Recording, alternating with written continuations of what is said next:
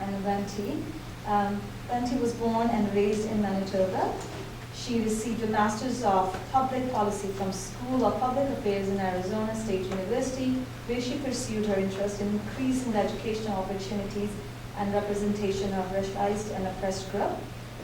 Currently, she is Intercultural Program Coordinator at the University of Manitoba and a passionate advocate for the Prisoners' Right campaign led by Manitoba Association for Rights and Liberties.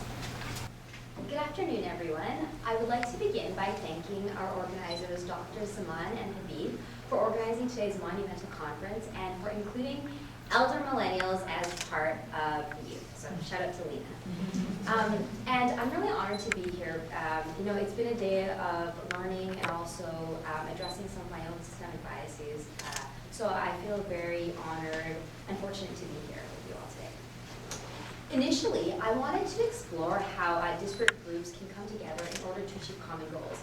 And so the title of my presentation originally was looking at achieving social justice within Canada. However, due to time restraints and the fact that I wasn't going to be able to conduct original research, I decided to focus on a passion of mine, which is looking at decolonizing and diversifying curriculum, and ultimately I hope to achieve equity, or I'm hoping that Canada can achieve equity in that manner.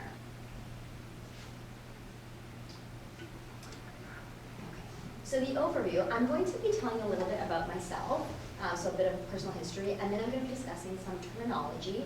I'm going to be looking at diversity and inclusivity, as well as cultural humility and cultural safety. Finally, I want to be looking at the way in which our secondary and post-secondary systems are starting to address decolonizing and diversifying our curriculum, and my conclusion will end with the why, the significance, and also how.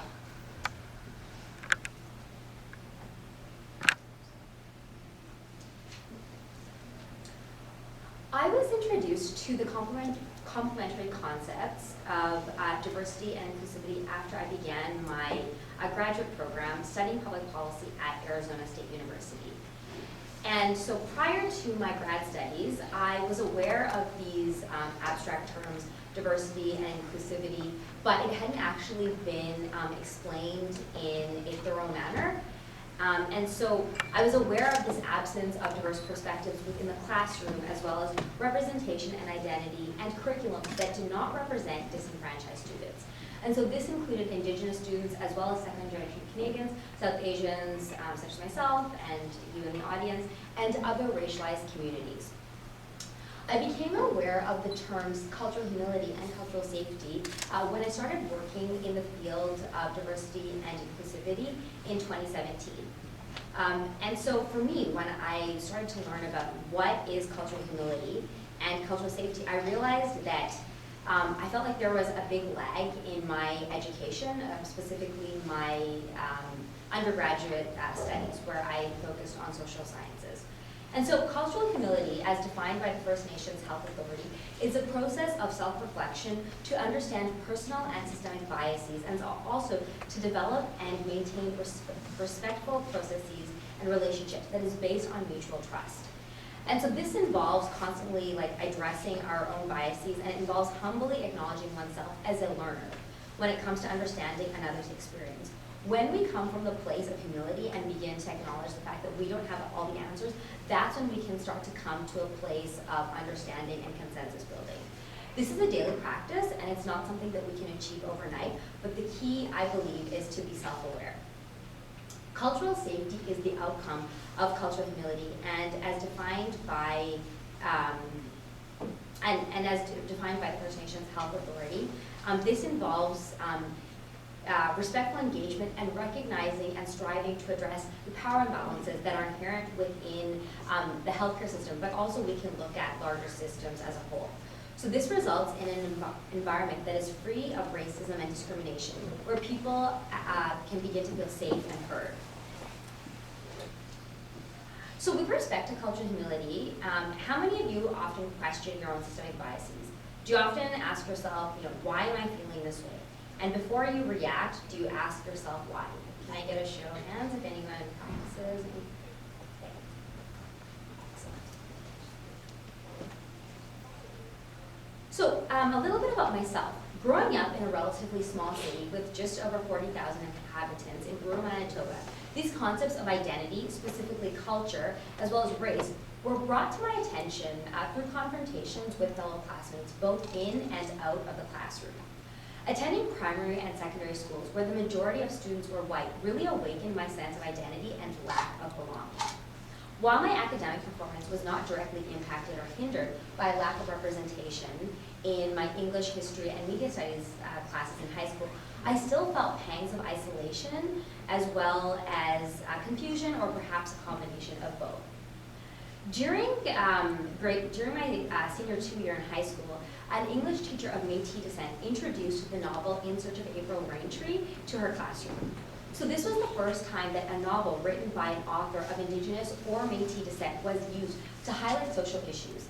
And so, namely, we're talking about children being forcibly removed from their homes and being put into foster care. And this was the first time that was introduced into my high school. So shortly afterwards, the education branch of Manitoba began to use Beatrice Moisner's seminal work as part of the Senior 2 English curriculum. So the province of Manitoba wanted to include this novel as part of a series of works by Manitoba authors. And while I applaud the initial steps of incorporating diverse content, this step was not without restrictions. Moisner was asked to revise her content and to make it more palatable or age appropriate due to the nature of topics that were covered in her book. And so this included rape, violence towards Indigenous women, and suicide. When Moisner's book was first published in 1983, it was the first time that Indigenous and Métis communities and individuals felt like their voices mattered, and that their stories mattered, and that their voices were being heard. By censoring Moisner, the education branch of Manitoba wanted to set the tone, and they're continuing to colonize the curriculum. So I asked, if the content is too mature, why not introduce this book as part of the Senior 4 English curriculum? By this point, students have had more time to mature, develop, and to critically examine some of the issues that are discussed. Diversifying curriculum and incorporating books written by not just Indigenous authors, but by women of color, Chumba Lahiri, who's the author of Interpreter of Melodies and The Namesake, as well as Arundhati Roy, author of God of Small Things, and some other second-gen authors such as Zadie Smith and Jeanette Dias, as well as other racialized and underrepresented communities, published post-2000 would likely resonate with disengaged and apathetic students.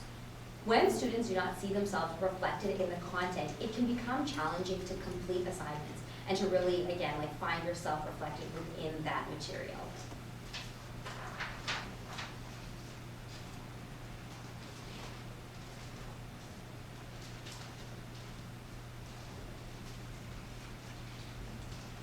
So we can see that at the secondary level, some of the provinces that have begun to really move forward with regards to decolonizing and diversifying curriculum can be seen in the province of British Columbia.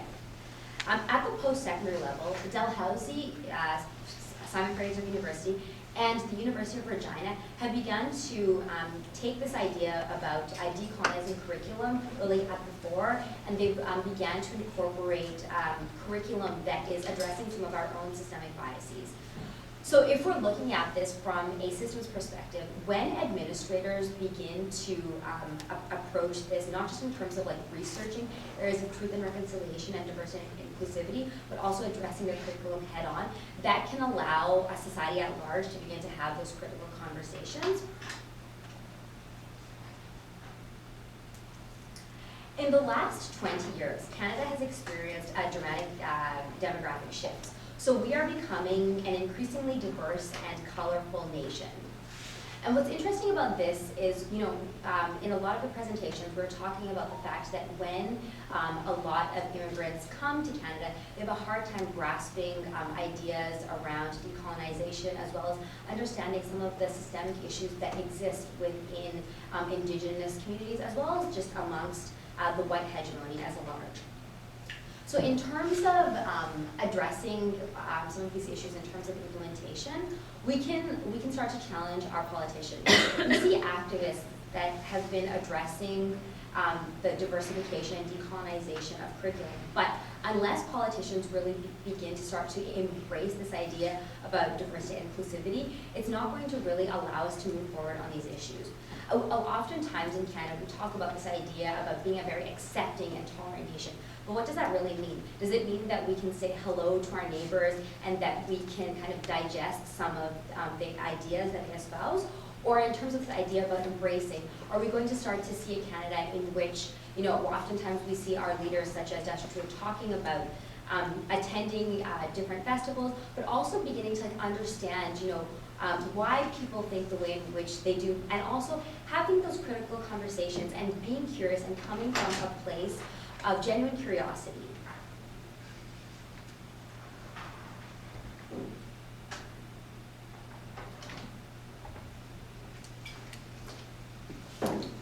The underlying philosophy of diversity and inclusivity, I think for me, is essentially talking about stronger together. We need to begin by having these critical conversations at our dinner table, where young people can ask questions in a safe environment, and again, they're coming from that place of genuine curiosity and intentionality.